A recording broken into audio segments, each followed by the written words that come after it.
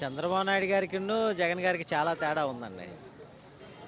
ఎందుకంటే ఆయన విద్య, వైద్యంకి మంచి ప్రాధాన్యత ఇచ్చారు. అలాగే బడుగు బలహీన వర్గాలుంటాయి కొన్ని సామాజిక వర్గాలు. ఆర్థిక పరంగా ఇబ్బంది పడకుండా ఆయన పథకాలు గానీ, సంక్షేమ పథకాలు గానీ, వాళ్ళ రొటేషన్‌కి అన్నిటికి గూడా జీడీపీ పడిపోకుండా కూడా బాగానే రాష్ట్రం రన్నింగ్‌లో ఉండేది. ఇప్పుడు కొంచెం వ్యాపారాలయ్యేం లేవు. కొద్దిగా డల్‌గా ఉంది. జగన్ గారికి అంటే వ్యత్యాసం అంటే ఇంకా అంతకన్నా ఇంకా అంటే ఉంది. ఎవరు మంచి చేశారు? లేకపోతే జనాలు ఎవరు మాకు ఈయనుంటే బాగుండేది అని అంటున్నారు? చంద్రబాబు గారు ఉంటే బాగుంది అంటున్నారా? జగన్ గారు మంచి చేసింది ఇప్పుడు కనిపిస్తుంది. ఇంతవరకు ఆయన చేసిన మంచి తెలీలా. ఇప్పుడేంటంటే నే కొత్త పెన్షన్‌లేమి రాలా. కొత్త పెన్షన్‌లేమి రాలా. పథకాలేమి గూడా పూర్తి స్థాయిలో పేరు మార్చుకోవడమే తప్పించే కొత్త పథకాలేమి ఇదవ్వలేదు. బీసీ మహిళలకి నెలకి 1500 అన్నారు. అది అమలవ్వలా. కాపులు ఒకసారే నమ్మారు పవన్ కళ్యాణ్ కానీ వీళ్ళని కానీ. ఈ పవన్ కళ్యాణ్ ఎవరితో చేతులు కలిపాడు? రంగా గారిని చంపేసిన వాళ్ళతో చేతులు కలిపాడు. తర్వాత పర్లేదులే ఏదో వచ్చాడు చేస్తాడని నమ్మారు. ఆయన అసలు డీసీఎం అయిన తర్వాత ఏం చేశాడు కాపులకి? అసలు ఆయన వల్ల ఉపయోగం ఏంటి? ఎక్కడికన్నా పిఠాపురం వెళ్ళి అడిగితే బాగా చెప్తారు. పవన్ కళ్యాణ్ గారిని మీరు ఒక కులానికి కట్టేమాకండి, ఒక నాయకుడు ఆయన. ఆయన ఎక్కడికి వెళ్తే నాది అదే కులం అంటాడు. ఏ పేటకి వెళ్తే నేను అక్కడే పుట్టాను అంటాడు. ఇంకా మనం ఆయన గురించి ఎక్కువ మాట్లాడుతూ అనవసరం. ఎందుకంటే మేము కాపులయ్యండు కూడా ఈ రోజున 50-60% ఆల్రెడీ డివైడ్ అయిపోయారు. ఆయన వెనక లేరు.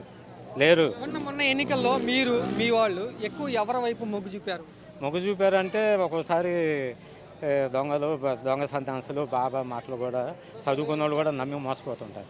అట్లా ఒక మోసం జరిగిందేమో తప్పితే అసలు దొంగలు ఎవరు? సుగాలి ప్రీతి కేసు రాగానే పిక్కుతాను అన్నాడు. 2 ఏళ్ల నుంచి ఏం పిక్కుంటున్నాడు?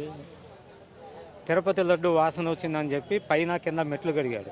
అదే తిరుపతి వైకుంఠం కాంప్లెక్స్లో 9 మంది సింహాచలం గోడకూలి సగం మంది చచ్చిపోతే మరి నువ్వేమేం కడుక్కోవాలి? ఎవరిదెవరిది కడగాలి వెళ్ళి.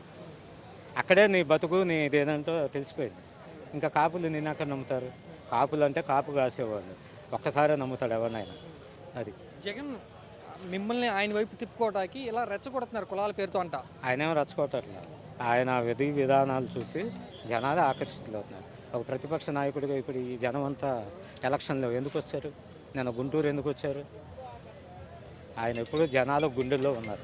ఇందులో ఏం లేదండి. ఇందులో ఏంటంటే ఈ పథకాలు లేవు అని జనాలు 6 నెలలు 8 నెలల సరికి తిరుగుబాటు అయ్యేసరికి ఏం చేశారంటే ఆ తిరుపతి లడ్డూలో కల్తీ అని చెప్పేసి దాన్ని ఒక 4 నెలలు అలా జనాల్ని డైవర్ట్ చేశారు.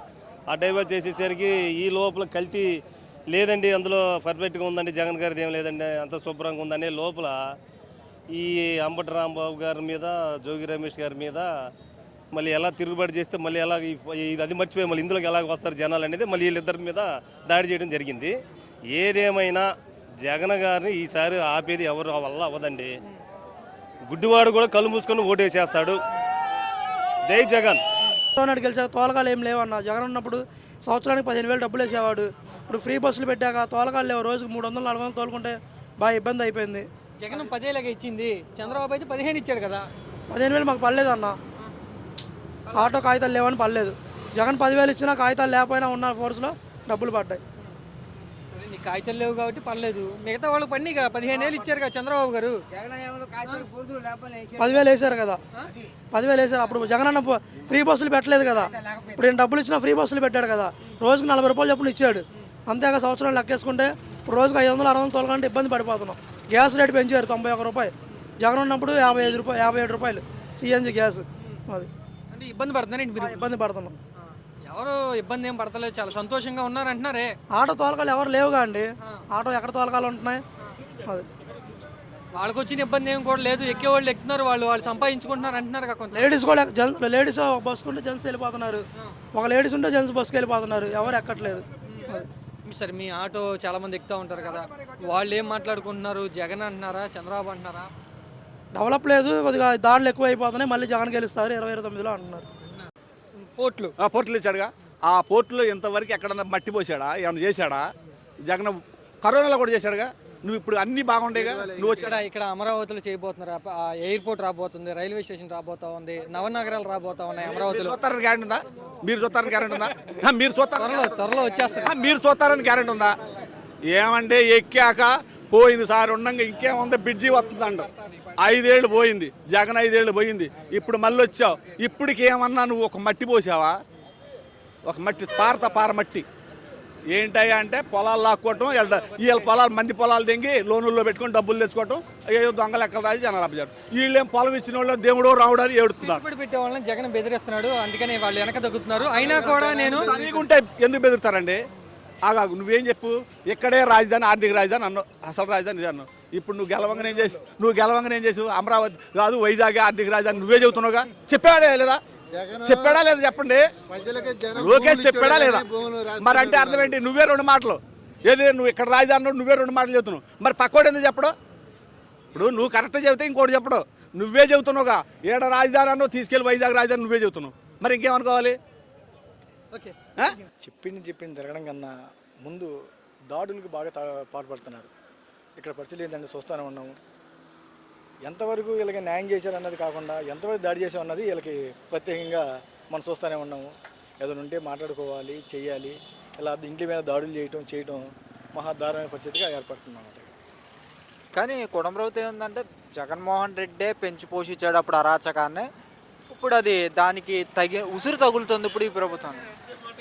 జగన్మోహన్ రెడ్డి ప్రభుత్వంలో తెలుగుదేశం వాళ్ళు ఎంతమంది తిట్టారు, ఎన్ని మాట్లాడినారు? అప్పుడు జగన్మోహన్ రెడ్డి ప్రభుత్వంలో వాళ్ళ మీద ఇంటి మీద దాడి చేశారా? చంద్రబాబు ఇంటి మీద దాడి చేశారా? ఇంకెవరి మీద దాడి చేశారా? ఎన్ని బుద్ధులు తిట్టారు, ఎంత విధంగా మాట్లాడారు? అప్పుడు దాడి చేయలేదు. అప్పుడు దాడి చేసినట్టు ఇలా పరిస్థితి ఉండేది కాదు కదా. పెంచిపోసొస్తలేదండి ఎవరిని కూడా. కొన్ని మర్యాదనంగా మంచుకోవాలి, నడుచుకోవాలి, చేయాలి. కానీ వైసీపీ కార్యకర్తలు కూడా రెచ్చగొట్టే విధంగా రప్పారప్ప అని చెప్పి గట్రా మాట్లాడుతున్నారు. ఎందువల్ల అంటారు ఈ మాటలు? వైసీపీ కార్యకర్తలు రెప్పరెప్ప అనేది అనుకోవడం అనేది అది తప్పుడు మాట.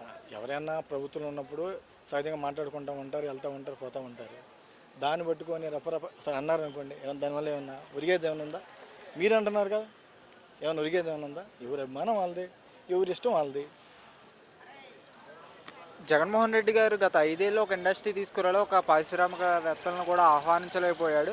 మేము వచ్చాక గూగుల్ ఇలాంటి సాఫ్ట్వేర్ కంపెనీలు కంటే వచ్చినాయని చెప్పి అంటున్నారు కదా, నిజంగా ఎంతవరకు ఇది? అది జనాలు తెలుసు అని చూస్తూనే ఉన్నారు. వైద్యం, విద్య ఇవన్నీ చాలనుకున్నారు. జగన్మోహన్ రెడ్డి ఏం చేశాడు అనేది జనం చూశారు. సో అది ఏం జరిగింది అనేది అది వాళ్ళకే తెలియాలి. కానీ ప్రతి ఒక్కరు జగన్ మంచిగా చేశాడు కానీ మంచి చేసిన వ్యక్తి ఎలా ఓడిపోయాడు అది అనేది ఇక దేవుడి నిర్ణయము, అది దేవుడు చూసుకుంటాడు. రాబోయే 3 ఏళ్ళలో కూడా ప్రభుత్వం ఎలా ఉండబోతుంది అంటావు? ఎలా ఉండబోతుంది అనేది ఇక మనం చూద్దాం. చూస్తే తెలిసింది ఎలా ఉన్నది ఏంటి అనేది, ఎవరి పాలన ఎలా ఉంది, ఎవరి పాలన ఎలా నడుస్తుంది, ఎవరు మంచి చేయగలరు, ఎవరు చేయగలరు అనేది జనాలు చూస్తూ ఉంటారు. కాబట్టి తుది తీర్పు జనం వేస్తూ ఉంటారు అన్నమాట.